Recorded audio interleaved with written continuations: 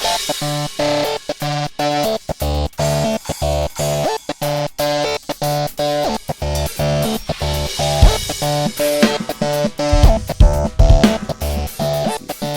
let's go with the first artist today.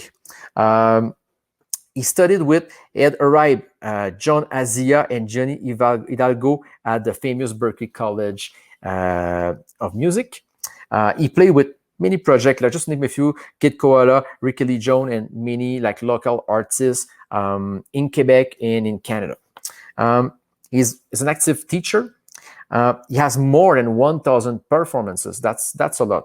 And he has more than 100 recording sessions in studio. So let's welcome my friend Max Sansalone. How are you doing? Hey, Eric, I'm good. How are you? I'm good. Thank you to be part of the show. It's super nice you accepted the invitation. Yeah, thanks for having me.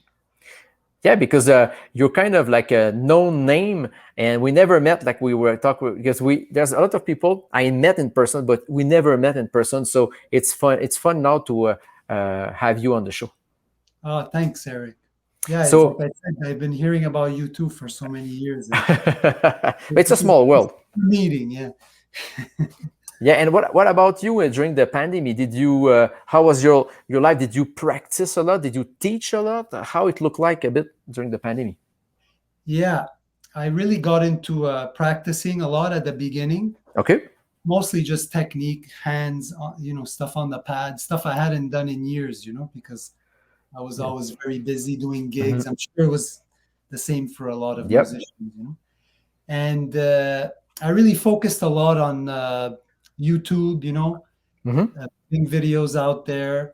And I really also got into a lot recording. So I started doing a lot of remote sessions Oh, that's great. online. And I took some also mixing classes online. So I got more in the last 2 years, more into recording, and mixing. Do you have a home studio? I have a studio at my rehearsal space. Okay. It's Okay. just a small room, but I had the room treated and, That's you know, that's enough. yeah. That's enough. Anyway, yeah, I'm sure you. They have there a computer just for that, or you bring your laptop and you connect and you run the. Yeah, I have a laptop and I just connect to my stuff there.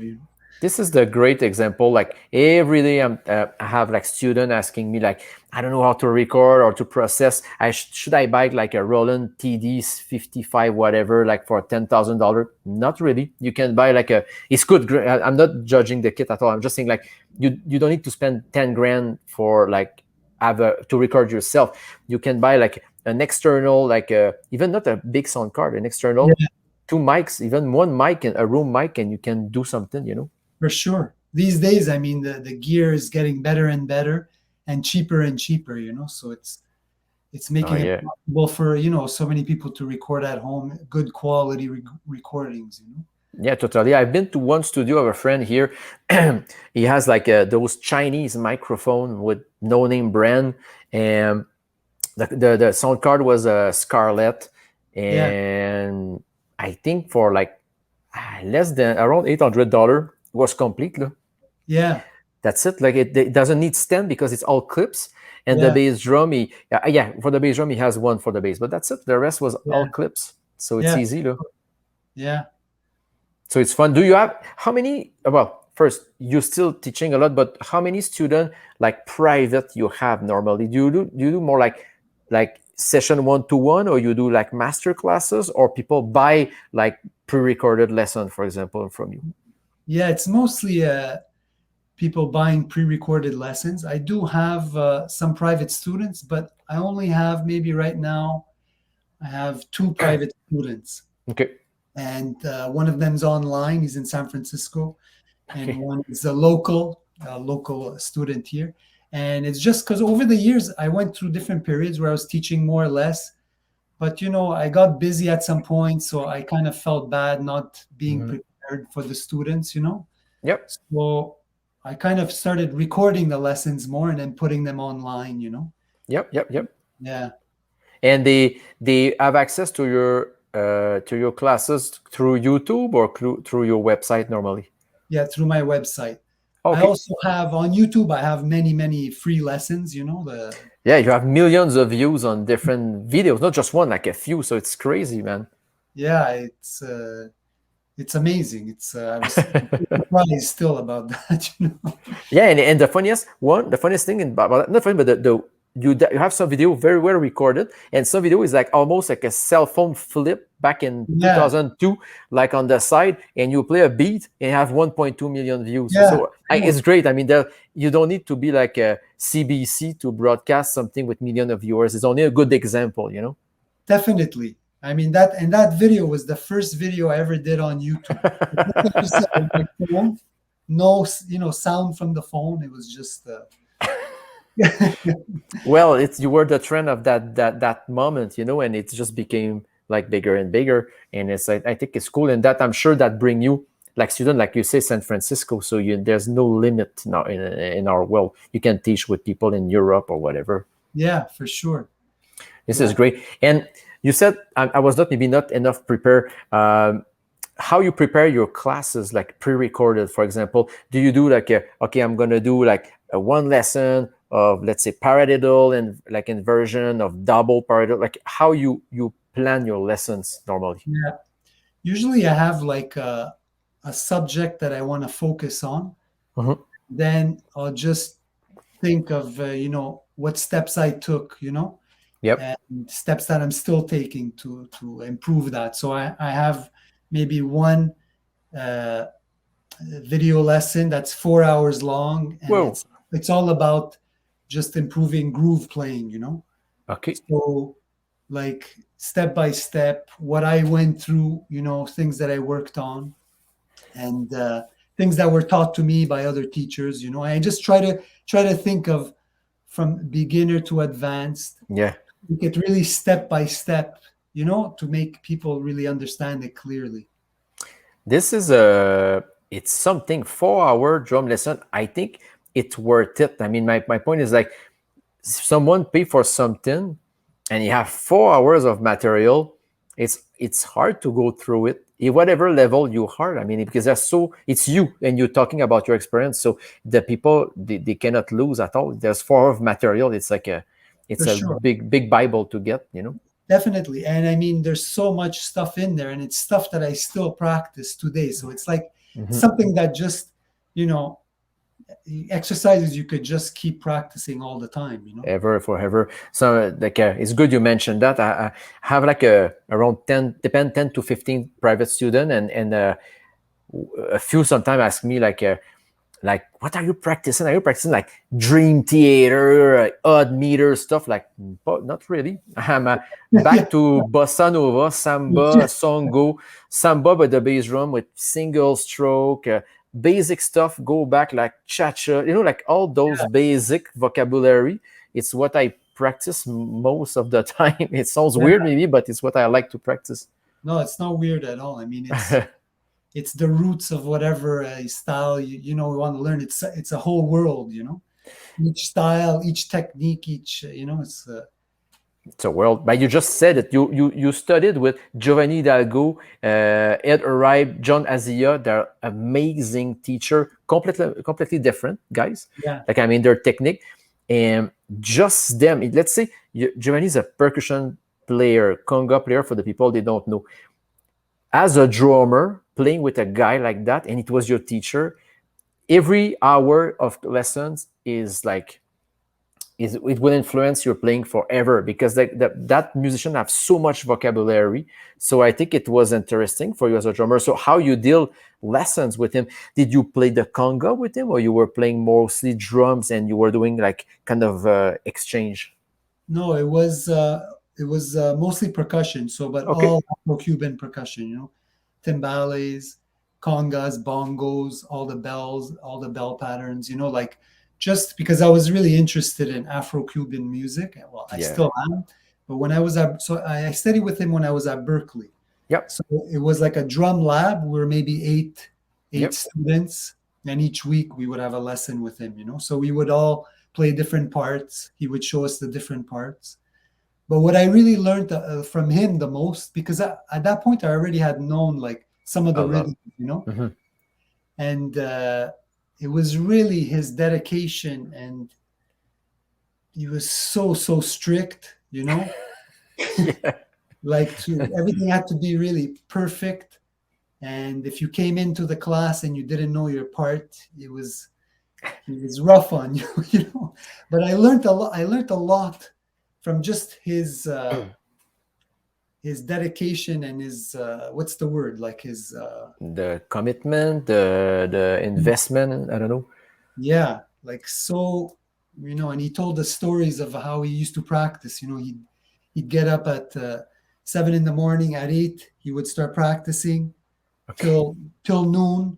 Then his mom would call him for lunch. He'd go eat lunch, come back at 1 till 7 at night. He would do that every day, like really took it very serious, This is a possibility, depend of where you are in your life, but I think after a certain time or certain age, life change and you cannot do that. So I think it's good to do that. I think until the 2021 you can make that, but after that, if you, Yeah, it's hard. You have gigs or whatever, you will work. that's it, Like it's for hard to sure. do a commitment like that. But you mentioned too. Well, I think I read that you even been to Cuba. You studied. You went to a school there, Havana, I guess. Yeah, it actually wasn't a school. I don't know if you know André Dupuis. Ben oui, yeah, for Yeah. sure. Mhm. So Andre at that time was living in Cuba, Okay. and he set up like a little school there. So Okay. not really a school, but you would go there. I stayed at his place, and Yep. he would set up lessons with different teachers. So every day I would have 2, 3 lessons, sometimes bata, sometimes timbale, and so the timbale player of Cubanismo, uh, Hmm. great, amazing bata players, For sure. conga players, drum set players, and so that's it. I stayed for a month and just every day taking lessons, Wow, a month lesson every day. Yeah, it's a lot of information to for sure. digest. I mean, I still haven't, checked it all out. I have so much information. I still have to, go through it. yeah. When did you? When was that period? That was a while back, maybe about 15 years ago. Okay. Yeah. Yeah, it is like Aldo Maza do the same sometime with La Cosa Yeah. in Cuba. It's a super nice project. If they do that in Vermont, I think, and sometimes it's yeah you have like 4 or 5 different Cosa, and that the Yeah. people when they go there, they really can learn from different teacher and different approaches. And you, for example, like if it's winter time, you take a break for the winter and you go in Cuba for a week, for example, and you learn from the best. So I think it's worth it in some ways. Yeah. Great. I think he also used to go to Cuba, no? It said, Yep, yep, yeah. yeah. I didn't talk with him for a few, but yes, I think it's a good organization. But it's a good example anyway. Yeah. Um, well, but that's a good thing. But right now, like you said, the pandemic changed, so now you're teaching a bit, and so you do some recording. But do you have any project like of live project like you will play the drums coming in the near future, like 2022, for example, or Not really anything now. I mean, I've been doing gigs here and there, like just local gigs, yeah. some different like R&B funk projects, but mostly like I've been just doing recording mostly, lately. Yep. And yeah, I mean, I think with COVID, it kind of just broke everything down live, so it's like, It's harder. It's yeah. harder. But I know you record a lot of album. What is or even just tracks? Can you name a few track you think and name one artist or 3 artists, whatever you're very proud of those tracks? For example, I play with that girl and that artist or whatever. Is there a few you can name for the audience can know who you play with who, for example? Yeah. One of them is a singer named Julie Crochetière. Okay. She's a singer from Toronto, Okay. and it's very R&B soul, a kind of old school vibe. Okay. And that's something I'm really proud of. Just amazing songs and amazing musicians on the record. It's The really, vibes and all. yeah. There's a string section, really, really nice album, That's great. And lately, I'm actually now in the process of recording uh, two different albums for two different artists. Okay. And, Janelle Monáe, you know Yeah. Janelle Yeah. Monáe? Yeah. So on her record label. So one artist is named Jadena, and Okay. it's more, Yeah. more rap kind of stuff. And another one is actually Janelle Monáe's producer who's coming out with a solo album. His name is Nate Wonder. So that's what I'm working on So right cool. now. So Yeah. cool. And like when you do those recording, what is your approaches with them? Like, I mean, do you go with like a collaboration complete? Do they give you cues, or you're more like, okay, I will do whatever I want? Yeah, it's different for each one, right? Mm-hmm. So some of them they really want exactly something specific, Mm-hmm. and some is really just play what you feel, and then I send stuff, and then they might say, I like this, I don't like that. Can you do a different take of this? Yep. Like with the album I'm working on right now, Nate Wonder. So it's very, he sends me, drum ideas that he has, programmed ideas. Mm-hmm. But then from there, he just wants me to experiment with sounds and with grooves, and then he'll tell me, yes, it's the right direction or no, you know. Yeah, because it's they hire you for who you are, and it's great. You can follow what their guideline, but you can put your own signature in it. Yeah. Isn't it? Sometimes. I mean, sometimes, Sometime. yeah. Yeah, because talking about that, I wanted to ask you a musical question. As a drummer, you're also like we are a musician, because I say, you're the drummer, you hang with the musician. You know that joke, but but you're a musician, and maybe you play other instrument. But my point is like, my question is like, what is your vision as a drummer when you normally like in whatever style, whatever circumstances, do you have an approach you like to show, or do you have some kind of vision about your own music, or even music in general? Uh, A spirit, or like when you approach a sound, like. yeah. I mean, uh, I always try, like, I try to think of when I'm playing in any situation, I want to make the drums, I use this word transparent. Mm-hmm. So meaning that it's almost like you don't notice the drums there, Mm-hmm. There's nothing that sticks out of the drum that will take over something. I try to really blend in to the song, to the feel of the song, The style. yeah, and I just want to make it work and feel good, So Yep. that's my main thing, and just put a good feel, and for me to feel good while I'm playing it, Yeah, because you're a good session guy for that, and it's and you just said, some people, like, I mean, even me when I was kid, I was trying to play all the notes I learned during my college degree, for example. But you grew up and you realize it doesn't make sense. So at some point, you play with the music, and it's important to have an interaction with what is going on. But like you say, it's very important if you have something to stick out all the time. If it's the purpose of the music, it's okay. But if it's something that doesn't bring more, why to do that? So the expression "less is more."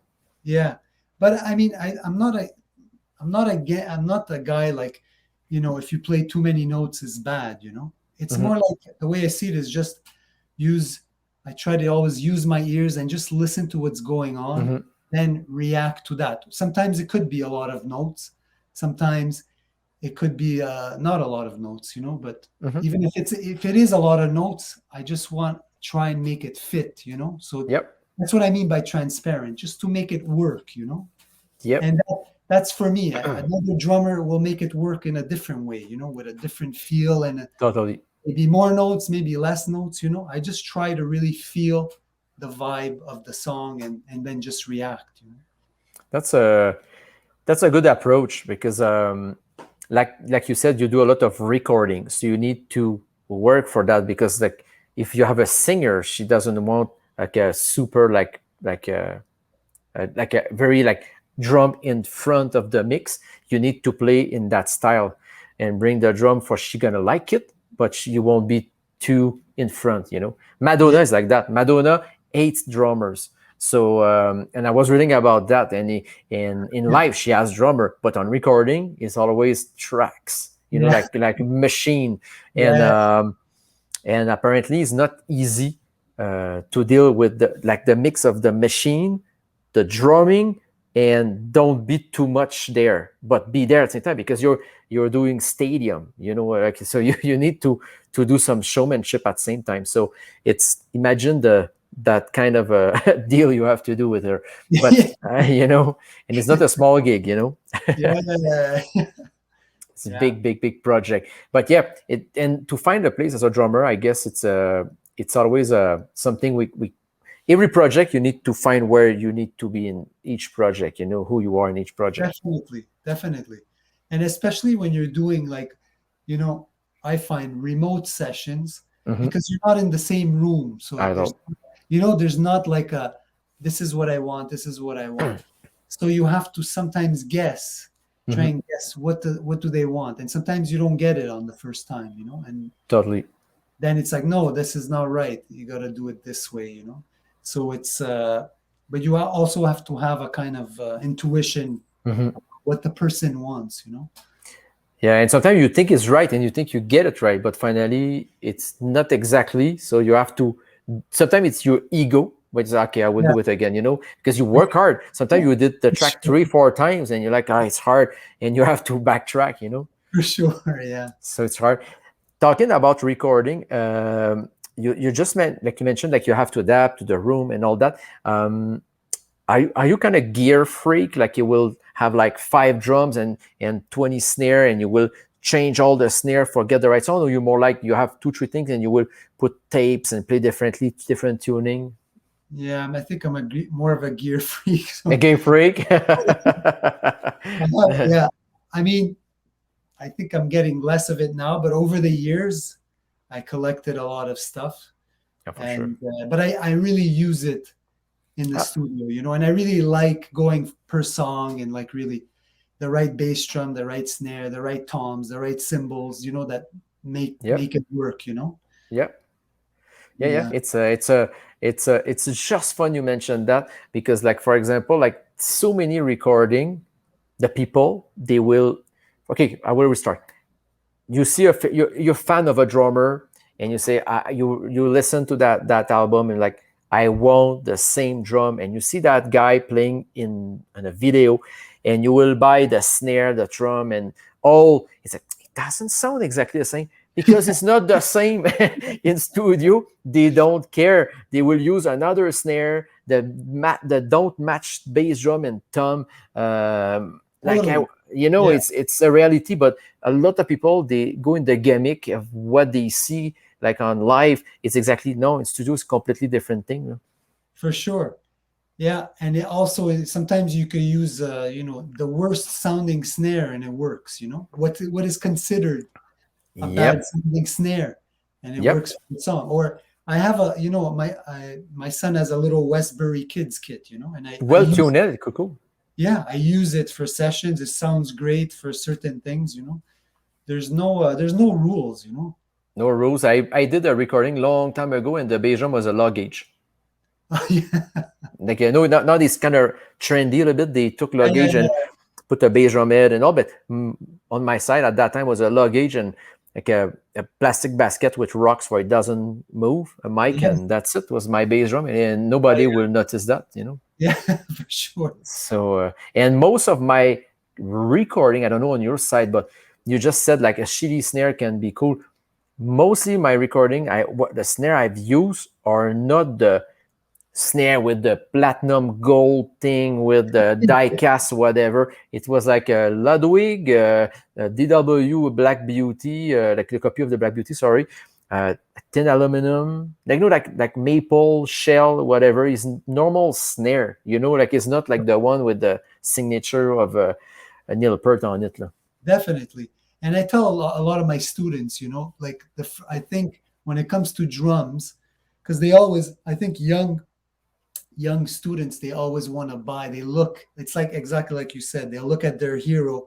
It's like I gotta get that drum set, Mhm. to sound good. But I always try to tell them, like, the first thing you have to do is just learn how to tune your drums, whatever they are, whatever it is, Westbury, So true. really learn how to tune. That's what's really gonna get you to sound good. Yeah, and tuning it's not an easy thing. Now there's a lot of things like you can take your phone, there's tuning, there's like the tune bowl, there's like whatever accessories, but the ears is the first thing to work on, For sure.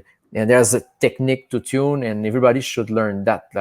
It's after, if you want to take some of those accessories, it's gonna be maybe make you tuning faster, I guess, Yeah, but the tuning with your ears is still the number one. for sure. For sure. And those tools are good also to learn how to tune. It's a tool. I can show you, this one's higher, this one's low. If you can't hear, and then you could see, what am I missing? What am I not Yep. hearing? Yep, it's the true. I have a. I don't know if you tried that, but I had one. I don't remember the name. It go with the drill, and because I have to change drum head so fast sometimes on tour, so I was only taking the drills, and it give you the right pressure for each Okay. of them. And Yeah. after I remove, and I have like a bass, and I was retuning that I like it. Okay. I never tried that one. Yeah, it was working, and you can see how like pressure you put in each, but it's really when you do fast, like in studio, completely different story. Like you said, like you take a bass drum, you can tune, refine, but sometimes on tour, most of the drum are have gates, Yeah. are compressed Sure. completely, so Yeah. even if you have the 1,000, the 10,000 drum, you can put like a Westbury, like you mentioned, with a good sound engineer, good head, good mic, good tuning. Live, it won't sound too. It will be very close to the very expensive kit. For sure. It's a different thing live. For Ah, sure. yeah, Yeah. totally. Do you? What was your like by heart? What was your top three in your head? Like a best live gig, talking about live, like or one artist you remember, like you did one live, and it was like this gig was super nice live. Yeah. That's hard. It's hard, but To just think about. come in mind. Doesn't need to be top three, but like a I few come think, in mind. you know what? I think some of the best gigs I did were like where I find the best, where I had the most fun, were always little clubs, Yeah, yeah, you're sweating and you hear everything well, acoustically, and I don't know, like Diezons, Tiazons, Voltaire, and the old, like, I don't know if you knew about Voltaire back in Walter. the late '90s there.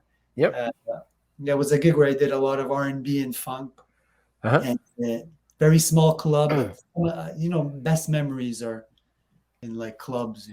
Yeah, for me, my one of my best memory, not as a player, as a watcher. Like I was at the L'Air du Temps, Montreal. I seen so many great drummers there, like Steve Smith after a drum fest is like, I'm going with my band there. Like, whoa, Akira Jimbo, Majella Cormier, like a lot of great player were playing there. And I remember like they have a second floor and you can see the musicians from the Yeah, top and check out like another view, like a yeah, web kind of like a GoPro kind of thing, yeah, yeah, yeah, yeah. I used to go there a lot too. a lot. So Yeah, yeah. Or even on when I was living in California, was the baked potatoes. yeah. Was a school for me. I was hanging out there like 2 times per week. Oh, yeah, that must have been amazing. Yeah, well, depend of the show, but so normally it was cheap. Like you pay the ticket $5-10 for one set of 1 hour, and if you eat or drink for the equivalent of 2 beer per set, you can stay. So and it's baked potatoes because they sell potatoes. So Okay. yeah, stuffed potatoes, with Yeah, bacons and things. yeah, So yeah. you pay $5-10. You pay one drink, one potatoes, and you pay the extra, and you're done. So you have a night for let's say $40, 2 hours, and you hang out with Steve Ferroni or guys like that. So it Wow. it worth it. So Yeah, and yeah, this is thing kids. YouTube is cool, channel is cool, but a live thing is a completely different story. it's a whole other thing for sure. You don't get that energy, you know? Yeah. So true, because I like do you mentioned that like a small club, and it's a really good way for people can really watch the musician on at their best. Yeah, for sure. Yeah, normally. Hey, it's almost finished. We're actually, normally we go 25, 30, we're 32. So it's going Okay. pretty fast. Okay. The time fly, man. We could talk longer. I mean, Last question. I want to, yeah. well, tell us where the people can reach you, they can see you, or what are you coming? You talk a bit about that, but if you have things, you like some add-on where they can connect with you or see what you're doing, what are the best platform or best place to contact you? Okay. On my website, I have a contact page at www.maxsansalone.com, and I have video lessons there, and a YouTube. Also I have a YouTube channel, the name Dim Sunk. That's the name of my channel. Yeah, And pretty much that. For usually I would say live gigs, but there's not much they happening will right. come back. Yeah, They'll come back. It's only yeah, matter of time. 22 will be the year, I guess. yeah. Well, I thank you for being on the show. It was Yeah, an honor. thank I'm you super for- happy you've been there. If you the people they don't know you, go see Max is a super player, very good groove. You're a down to earth person. I think that you need to be known and for your work. Keep doing well, man. Stay safe. Thanks a lot. And Thanks for having me. I really appreciate it, for asking me. It was a lot of fun meeting you and just talking drums and music. yeah, we'll do it in person soon. Yeah, definitely. For sure. Yeah. Stay safe and let's stay connect, my friend. All right. Take care, Eric. Bye bye. Take Goodbye. care. Yeah, times fly. So yeah, go to check it out all about Max. He has videos and like we talk about, he did a lot of videos with 1 million plus views back in the days and even now. So it deserves to be those videos deserve to be checked out. So thank you, and we'll go with the second artist. Hi guys, so now we are back with the last artist for that edition. I just want to remind you, we are two hosts. My coworker Denis does a super good job. He has also his own shows in French and in English. So if you don't know that, I really suggest you to go check that out. www.drumfillscafe.com. You will find all the information, and we are trying to make it not just a channel or a chat or a hang. We're also like an online magazine. So I mean by that, we have articles, we have like a cover story about like things touching the percussion, the drum industry, and other things. So I really suggest you to take a time, go on the website. You will also find all our social media there. So let's go with artist. A lot of things to say, so I think we're gonna chat with him first. But I want to present him at first. He has been a member of the famous Pat Metheny group from 93 to 83, sorry, to 2001. He won not one, not two, but 7 Grammys over the year. He's been 16 years teaching at the Wind and Percussion Faculty of Northwestern University. He's been teaching actually for 45 years and more. He will tell us about that. He's an associate professor of the jazz at Roosevelt University of Chicago College of Performing Arts. After that, a lot of things to say. He has his own DVDs, Paul's Wertico Drum Philosophy. I really suggest you to go look at it. Actually, this DVD was named by Modern Drummer one of the best drum videos of the last 25 years. So that's what I'm saying. I look at it, so I suggest you, if you didn't, go look at it. Well, there's so many things to say. Actually, I think we'll miss time. So I want to invite him right away. Hi, my friend Paul Wertico. How are you doing? Good, Eric. How you doing, man? I'm doing pretty good. Thank you for being there. Thank you for taking the time to be. You wanted to be on that show. It's cool. Oh, my pleasure, man. What else other than talk about music and life? Yes, it's sure. But I wanted to tell you something, because of the record, I said I want to keep some information. But it's funny because I discovered you about like end of like 89, 90, 91. I cannot say I was very young with Pat Metheny, but also a video promo from DW, and I remember that because I was, when you're a kid at that time, the internet was not existing, was only television, and you were digging VHS tape cassette to check stuff. And I remember I recorded you playing also on a jazz show, I don't know where, with a band. And I remember I have like maybe 10 cassettes for jazz performances, and you were on there. And from that moment, I start to follow you since that moment. Like we're talking about, in 1991, something like that. Wow. So life. Yeah, I mean, I'm 68 years old, so I've done a lot of stuff. So I'm trying to remember what that show could possibly be, but without seeing, I have no idea. Oh, that's okay. I remember, it was a DW white kit with you had like a lot of symbols, like a flat rides and stuff like that. So you have your hi-hat set and the flat ride, maybe 8. I cannot say now, but 18, maybe, those mini flat ride, or 20 in front of you. Probably be 20, I would think. Or maybe 20, I don't remember. Yeah. But wow. Time flies. Time flies. But so thank you for being there. So now we can see your background of recording. We are in your home studio, correct? Mm-hmm. Right. Do you teach from your house or sure. Yeah? Yeah, I mean, this last, even though we're going to go live now at Roosevelt University, where I'm starting in 2 weeks, we start not this Monday, but the following Monday. But the last 2 semesters, it was all remote. Oh, and okay. So, yeah, which I loved, to be honest with you, because, I could present, I've always been, into technology, and you're mentioning the internet in its early days. I was one of the first drummers to ever have a website. Okay. Yeah, I mean, I'd start seeing stuff on television saying www, and I was like, what is this? So I went to the store and I said, well, what is this? And they go, well, it's this thing called the internet. And, so I said, how do you get on it? And they said, well, you have to have the software. So I bought Netscape Navigator. Wow. And then I had BB Edit from the school, and I taught myself code. And back then, you'd go and you'd write code, and then you drag it into Netscape Navigator, and you could see it. And then you might want to update it, and all of a sudden there's nothing there, and you're going, what happened? And then you have to look at your code, and you might have accidentally, hit a comma instead of a period. I mean, it was crazy back then. But I think I was one of the first 10 drummers actually to be on the internet.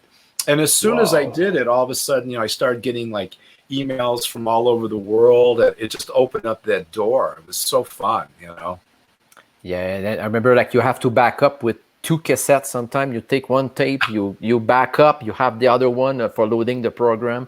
Yeah, it was something. But how did you do your first recording videos back then? Because I don't remember. Did you do that, or I mean, did you record performances and put it online? Because I imagine it was so long to compress a video, no?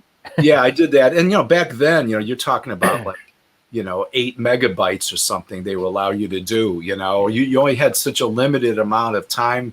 So it took forever to actually post something. It was so crazy. But now it's so easy, and there's really no excuse. So for me to teach remotely, it was fantastic, because I've got, you can't see it, but I've got this big screen with the stereo in front of me too. And I was able to teach, and present material and, play. It's great. I mean, you miss the one-on-one interaction, but after a while, I mean, you kind of go, I mean, even recording. I mean, I'm doing so many records now where I've never met the people I'm on their album, but that's just the way it is now. And so you have a full microphone set on your kit. That's perfect. Yeah. I endorse Shure. I've endorsed Shure for 35 years or something. So I have all these fantastic mics and all that. And, the room is tuned really well. And so people would, I've been doing this for, 20 years, where people just send me something, and then I'll just, play on top of it and send them back, and then, exchange files. And now, with you send it, or we transfer, or Dropbox, I mean, you can send huge files. I mean, it's a miracle in some ways. What is so quick to do now. So fast.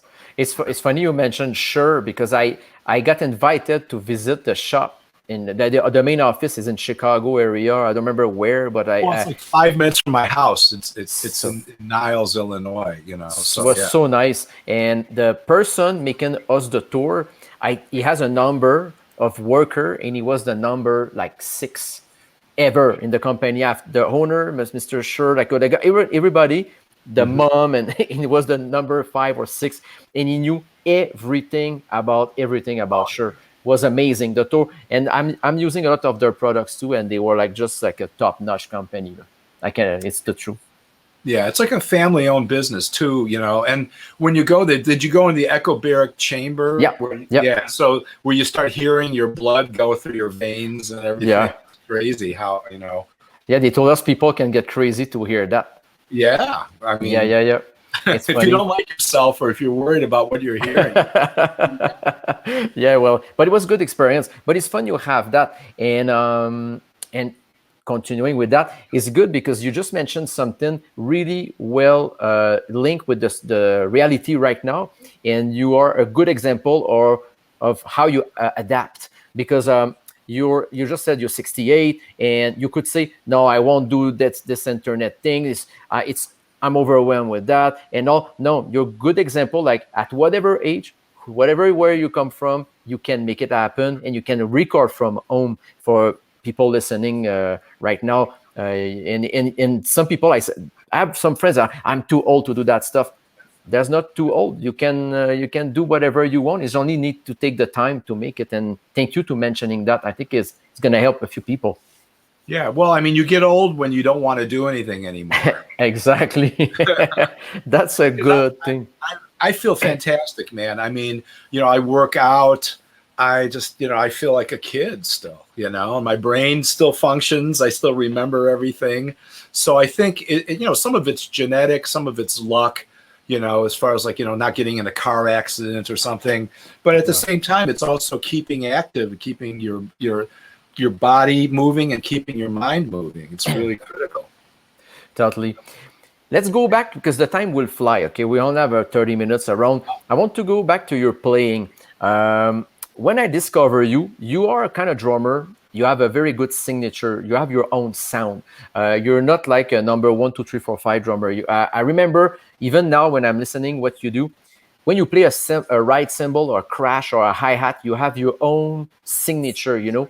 And I want you to talk about that with the public, about how you see, like, what is musicality for you? Like how you like to hit your drums in the matter is gonna create your own sound, because a quarter note is a quarter note for everybody, but you have your own signature. How, when you go on a kit, how you really dig that beat and make it at your own signature? Well, a couple things. I mean, you know, I hear what I am and I accept what I am. So I'm not afraid to play who I am. Mm-hmm. So in other words, I think part of sounding the way you want to sound is finding who you are. If you like it, then then you commit to showing who you are rather than always trying to second guess and try to be somebody else. Number 2. The way I strike the instrument, you know, I don't, I mean, it depends on the music. Of course, if I'm playing rock or something, I might go straight down, but I do a lot of glancing strokes. You know, I think of dancing on the instrument. So, you know, if I'm playing brushes, I'm thinking like a tap dancer. You know, if I'm playing a ride cymbal, I'm dancing. I'm not just hitting it. I'm dancing with it, and we're moving together in rhythm and in sound. And another thing that's interesting, because, you know, so many records, I'm on hundreds and hundreds of records where, you know, I play with click. I love click. I'd never get off with a click. And I can play in my sleep with a click. But a lot of times what I've been doing, you know, there's organic and there's inorganic playing. So, so inorganic playing is when you're on the grid and, you know, everything is subdivided into triplets, 16th notes. Organic would be like waves where you start here and then you get to here. And then no matter how you get there, it's a gesture. And you add dynamics, you add flow, you add different colors. So it's always moving forward. So it's not like sounding like a machine. It's sounding like nature. It's sounding like the wind. It's sounding like, you know, waves, you know, from Lake Michigan or the ocean. So to me, you know, I try, you know, people hire me to give that to their music because they want the music to be more, I guess, alive as opposed to sounding machine-like. Now I can sound like a machine. You know, I mean, you listen to many records, so it's always serving the music, always making the music successful.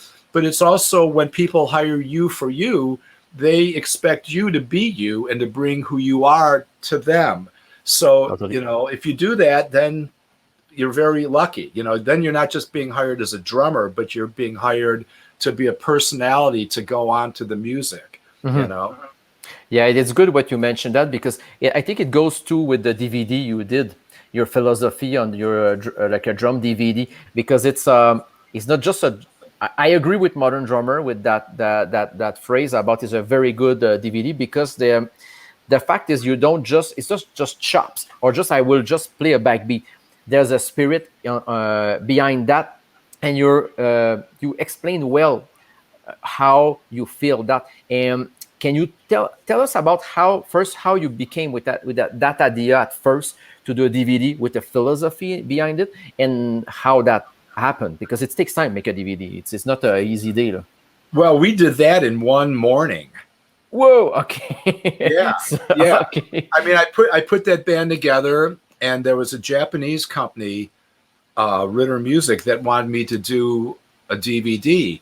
And Okay. so we went in a studio 5 minutes from here in the morning, recorded all, those were all first takes.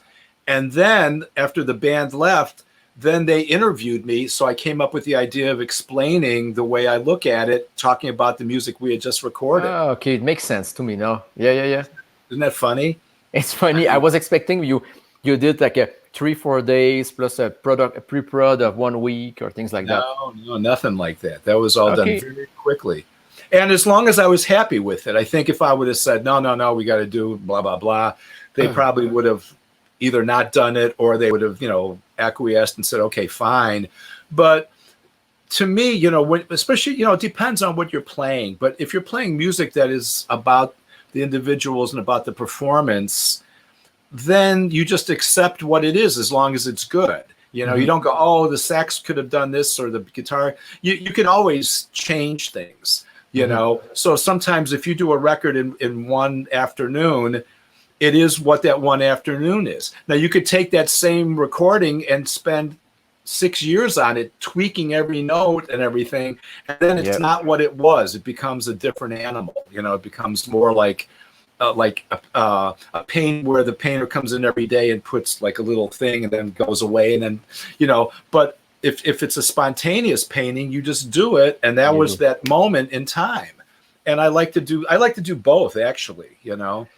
Yeah, I think it's good what you just said, that you just mentioned that, because it's good to be versatile, so you can be painting like something, or just do that painting with numbers, you know what I mean? So if the artists want you to create crazy, you can be there. If they want you to follow a straight line, you will be there. And can you tell us about that, because you did a lot of recording,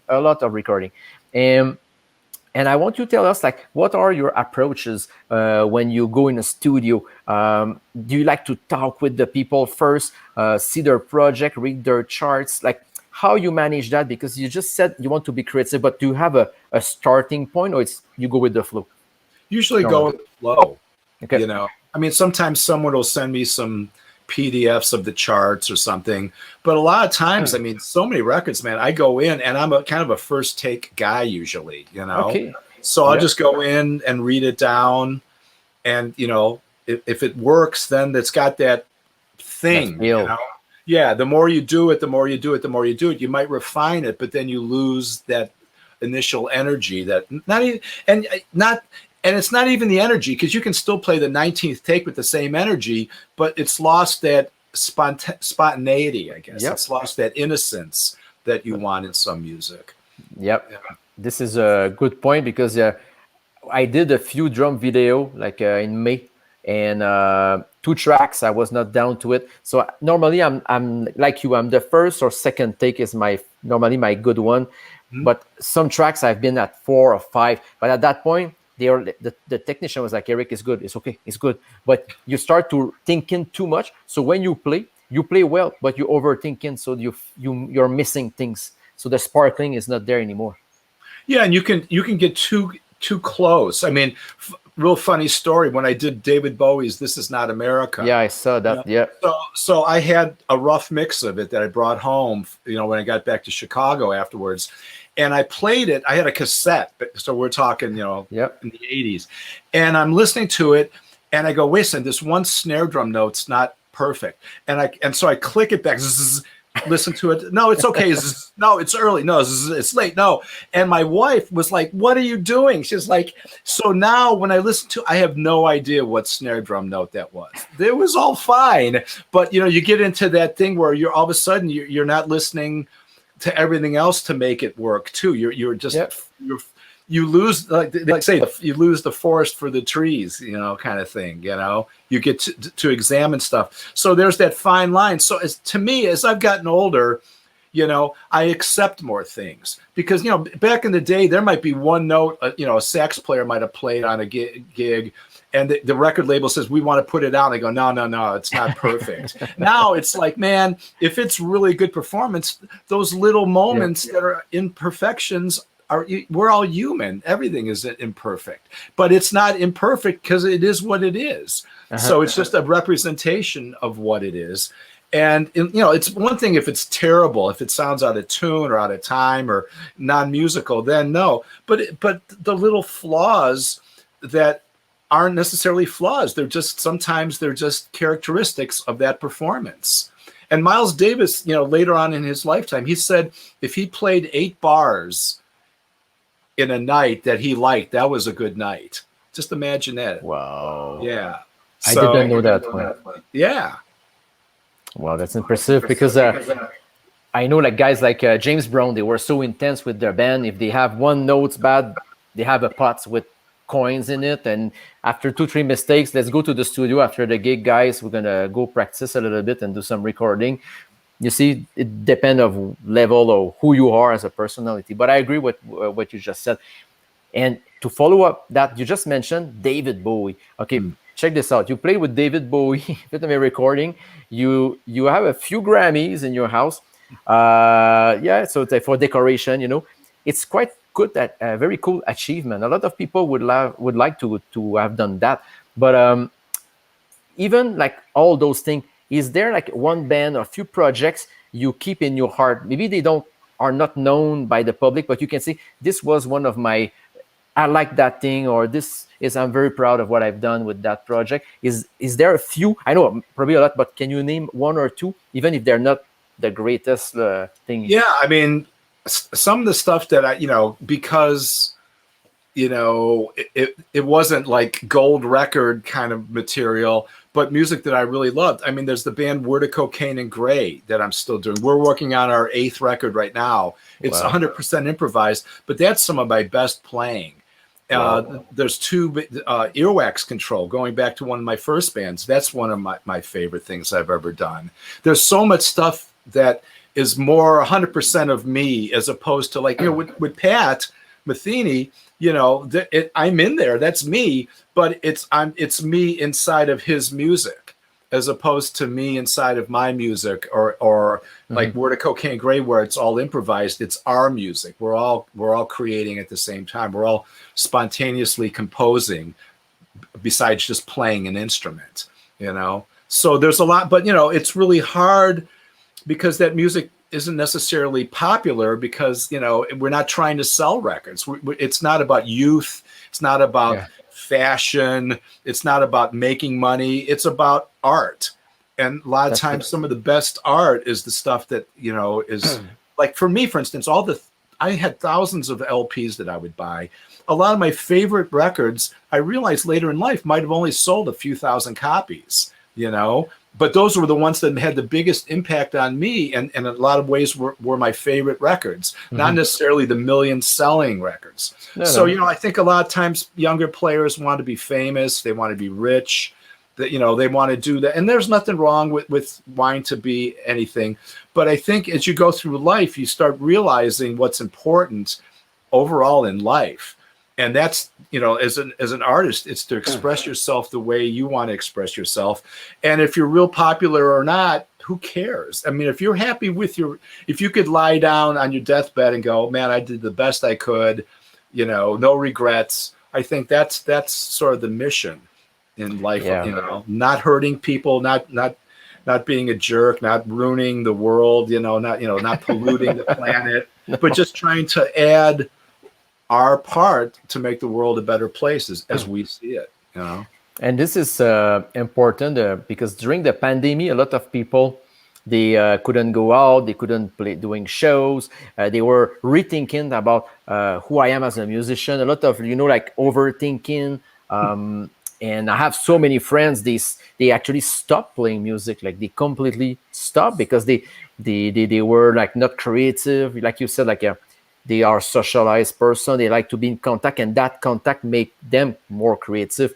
So, but at the end, like you said, like you need to be comfortable with who you are, and anyway, that's gonna bring better music at the end, and you will be a better musician, more musical, and at whatever level you are. Even if you're playing in your basement or you play a big tour, it doesn't change much. If you're happy with yourself, you got it. You know what I mean? Absolutely. It's And good. it's always a step, everyone starts in the basement or the garage, and that's where, I mean, you were asking me about the way I play, Yep. when I got my first drum set, I was in, my bedroom in our house, a different house, obviously. And I had an AM radio behind me, and I would practice, and I'd have AM radio. They played the Beatles and the Yep. Kinks and the Who, and I would jam with that, but I would play free over that, but then catch the kicks. So I taught myself how to kind of do that organic thing, even in a pop setting. So I was working on my time because I'm working on, the beat is still here. I'm working on that, but I'm also working on expressing myself by playing through and over the music as opposed to just inside the music. Some music you have to be inside, and then you're like the skeleton for the body. Sometimes you're the skin for the body. You're the face of the music. Where it's all different. Sometimes you're the heartbeat. Sometimes you're the brain. And sometimes you're all of those things. Yeah, it's important to find yourself at the right place in whatever project you're gonna be in. So this because sometimes it can be bad too, because if you try to overplay in a project it doesn't need to, or vice versa, it can be a bad thing for your career. You can lose that gig. But because I know some people, they were not been to play like a metal band, for example, and finally they said, yeah, I think it's done now. So some people will take that personally for their ego, So, but yeah, you're right. Changing topic because time flies crazy. Let's go. Whoa, we have a telephone. No worry. You were mentioning you were in Italy for a tour. So for 2 weeks, how was it? Because it's still not clean everywhere. Like I mean, with like flight and stuff like that. How you managed like playing in theater? Was okay. How was it? Great. Yeah, I brought my wife and daughter too. So cool. And they traveled separately because, we were doing a lot of one-nighters, but we would meet up periodically. Like we had 3 days at the end in Sicily, which was fantastic. Yeah, and, audiences were wonderful. It was great. The COVID thing was strange. I mean, we're all vaccinated, but, the flights, you have to prove that, to get home, you have to take a COVID test to make sure that you're not positive. There's things like that. But in general, it was just great because that was the first tour overseas that I had done, in a year and a half because of COVID. And it felt great to be with my friends again. I have 3 different bands. We had 2 different CDs. I have a new trio CD that came out, piano trio CD, and then a quartet with Vibes piano, Vibes guitar and bass. And it was just great to play that music for people. And of course, when you play Italy, it's the food, it's the wine, it's the ambiance, it's the people, it's just everything about. I love Italy. I mean, we've talked about maybe moving there eventually because we just love it. It's crazy. It's crazy. Yeah. Have you been to Palermo? In the bottom of you have the complete Italy, and at the end you have a little island, Palermo. It's a little island. I've been to Sicily and Isola Elba and all those places, but no, I've never been to that. I don't think. No. Yeah, check the map. You will see it's on the bottom. The food is great. I've been touring there like 2 weeks, and super nice people. So yep, 'Cause we were, it's a we were at the great country. bottom. We were in Reggio Calabria. That was the last gig we played before we went back north again. And yeah, because we started in Trentino, which is almost by Austria, and went all the way down, to Reggio Wow. Calabria. Yes, Yeah. and why like you have bands like in Italy, like you met the musician from a tour, or where did you met for starting? Well, talk about the internet. I mean, some of these bands, Wertico, Gray, David Kane, emailed me out of the blue to go play. Same thing that happened in Italy. Ramondo Mellupi, who's a guitar player there, in 2008, he said, "Do you want to do some gigs with John Helliwell, the sax player from Supertramp, and the bass player Gianmarco Scalia?" And I said, "Sure." Wow. I went over there. I brought my family, and now we're good friends, and we have bands. It's like, yeah, Wow, it's so cool, internet now for connection, and yeah, it's crazy, like how easy you can do things now, because out of the record you were mentioning, now you record with your home studio, you send tracks to people, and you never met them in person, and I think this is still the way to go when you want to be in your home, because a lot of people thinking music is only touring, but there's a lot of things, you do a lot. So you're a good example, like teaching, recording from home, recording in studio, touring, and you play writing different styles, writing a book, DVDs, book. And yeah, like my book, Turn the Beat Around. That's the only book ever written about playing the snare drum on 1 and 3. That's true. You know that? So the whole book is about that, and what it does is when you start playing 2 and 4 again, it's made you more aware of beats 1 and 3, the half notes. So so just thinking differently, and not if you really want to do that and you're comfortable with it, just do it. Because other people will say about things, oh, don't do this, don't do that. See, I've been lucky because I'm self-taught basically on the drum set.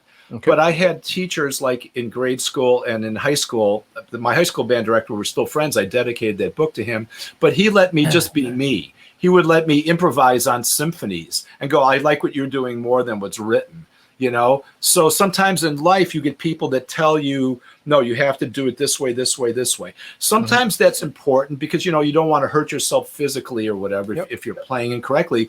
But I think education is to open people's minds to who they are, individually. And so especially in, if you're playing classical music, if you're playing Stravinsky's Rite of Spring or whatever, you have to learn the part. You have to do it, what the conductor does. Yep. But if you're playing music like, we're playing like jazz and rock and more music that's just always changing, then you need to always be creative, and that's like a muscle that you build and you keep on.